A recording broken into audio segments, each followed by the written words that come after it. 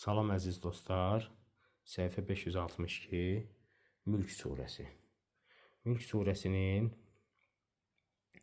deməli 9-cu və 10-cu ayələrində, 9-cu və 10-cu ayələrində maraqlı bir ifadə var.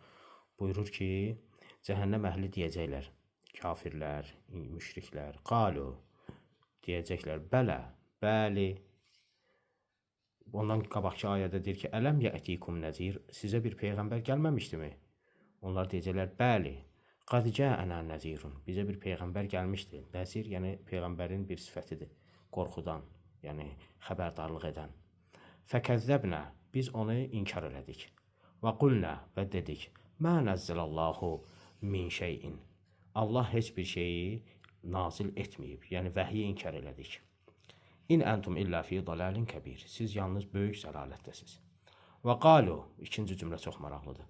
Və qalu, deyəcəklər onlar qiyamət günü. Ləv kunna, əgər biz nəsməu, eşitsəydik, qulaq assaydıq, əv nəqilu, yaxud düşünsəydik, mə kunna fi ashabis sa'ir. Cəhənnəm əhlinin içində olmazdıq. Burada bir dənə ifadə var, eşitsəydik və düşünsəydik.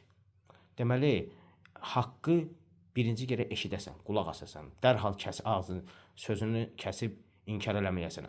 Boş-boş danışırsan filan, cəmaat aya uçur, nə bilim günəşə uçur filan bəhman, siz hələ belə şeylər danışırsınız. Bir qulaq as gör nə deyirəm.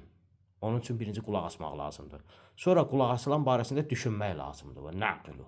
Düşünəndə haqqı tapacaqsan. Haqqı tapacaqsan. Eşitmə və düşünmə ikisi bir yerdə olmasa, heç vaxt haqqı qəbul eləməyəcək insan.